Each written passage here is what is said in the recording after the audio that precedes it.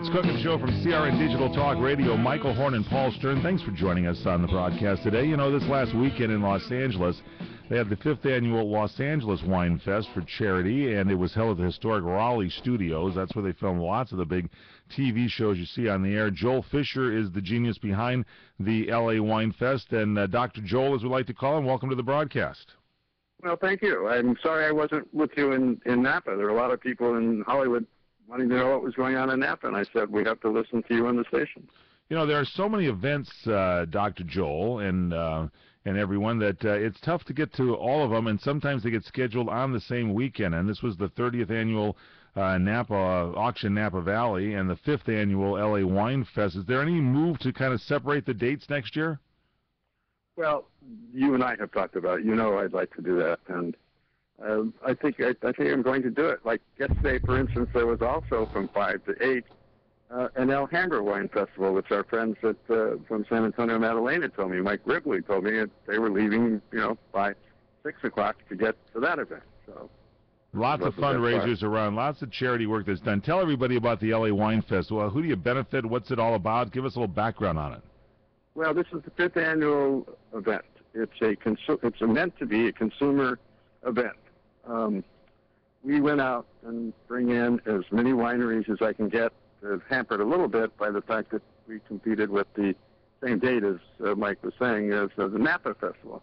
But we had more wineries than ever before participating, fewer breweries, a bunch of tequila and vodka and stuff like that. So we did well. What interested me, Mike, in the middle of some crises that I learned about in our California wine industry, with people having problems, and all of a sudden people who paid saying, we can't come, we can't man the booth, and we're having reorganizational changes. That happened in 3 cases, and in 2 cases, wow. somebody said, well, we got stuff going on, so we're not going to make it, and we're sorry. We'll come next year. Will you give me a credit for the money that we paid this year? Oh. I said, talk to me next year. Yeah. And then the last one of these is one of the major California wine companies. Sagas have been written about them. One of their wineries called up and said, we're being reorganized and we can't come, and Godspeed, Joel. So that, I want to sort of, you were talking about corks, Mike, last week. I just want to remind people that there's manifestations of this economic crisis everywhere. Notwithstanding that, I'm really pleased that we had exhibitors from as far away as Ohio, a repeat from that wonderful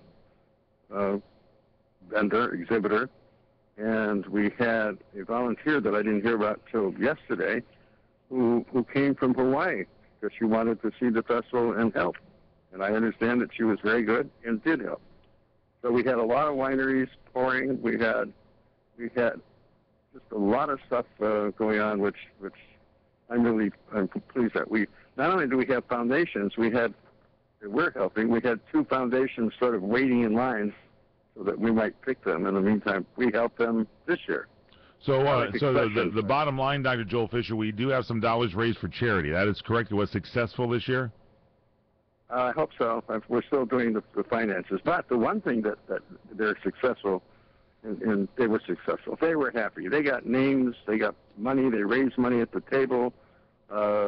They were offering wines for people to taste, and that went right directly to them.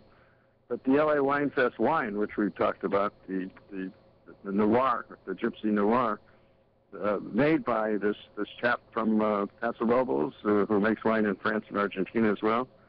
He, from the 2010 LA International Wine and Spirits Competition, which you and I have participated in, won for his Petit Syrah, which I think Paul has tasted, the gold medal, which was best of class. And his Tempranillo won a platinum from the San Diego Critics Challenge. So this is a new winery off to a great start. Wow, that's good stuff over there. What was the comment of the people? Did the people enjoy the day? I mean, weather great, good food, good camaraderie. I mean, as these things go from year to year, it always seems like they build a little bit. And your measure of success rate, is this the most successful one yet? No, but it was the best one. Oh, now what's the difference between that? What do you mean by most successful? Probably because you had some cancellations due to the economy, but the best in what area? Dr. Joel?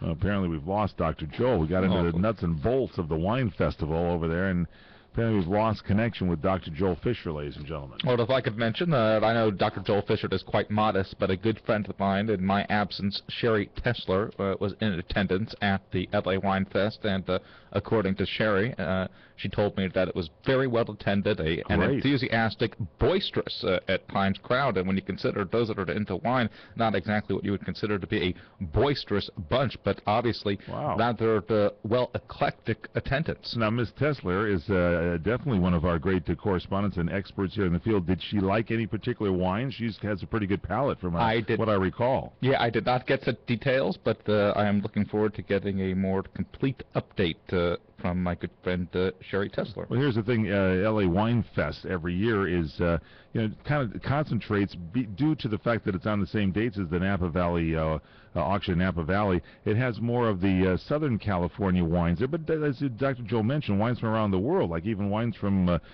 Israel and different countries. So it's kind of fun to taste and see what everybody's doing. And I would like to get an opinion as to what some of the knockout wines were. Again, it varies from person to person. I would be curious too myself, so that'll be something to look forward to. Did we lose Dr. Joel? We did. Apparently, he is out of telephone contact at this time. I think he's on one of those tour things that we have here sometimes where he's got to go to the next stand-up, as they say. So in quite demand since again, with the success of LA Wine Fest. You want to give the website out so everybody can check it out and maybe get in on next year, because I know things start booking up early on. I would imagine it's lawinefest.com. I think it's .org, isn't it? LAWinefest.org. I don't know if it's .org. Is it .com? I would think .org might not be the case. All right. Now getting back to the Napa Valley Wine Auction, as we were mentioning, again, a great success there. I don't know if you heard the show yesterday, but we'll repeat it one more time. Over $8.5 million raised for charity at the auction Napa Valley, and just a great event with everybody working together, with volunteers from the community, the citizenry getting together with the winemakers, the wine owners, the restaurateurs, the proprietors of business, all pulling together to raise money, and their money all goes to the various charities in the area. They try to raise money back. It goes back into their community, and it's just a fun time. And there's just this, I was talking to somebody yesterday, and they said, I don't like to go to these wine festivals because everybody's always talking to me about, trying to get me to buy their wine and this. And I said, it is so not like that at all, because the people all have this camaraderie, working for the common goal of raising some money for charity, and all sales and efforts and things of that nature get thrown out the window because you're there just working for the oneness and the pureness of raising money for charity. So that makes it a fun event. Yeah, the thought of somebody pushing something at somebody, I mean, that is, again, it happens at events. It happens. Does it actually happen? Somebody actually, under a charitable circumstance, tries to pressure somebody for business purposes? Well, we just heard Dr. Joel say some of the wineries are being reorganized. I wanted to ask him which winery that was, because I have not seen that come across the news. It sounded like he knew something. Maybe, Jack Roberts, we can get Dr. Joel back. He can tell you, and we can pass that along, because that might be breaking news here on the What's Cooking Today show. Thanks so much for joining us, everybody. Yes, Paul Stern? He could whisper it to us off air like they do on some of those other talk shows. And then at least you and I will know. The password is Inglenook. No, I'm kidding there. Straight ahead, we continue on CRN.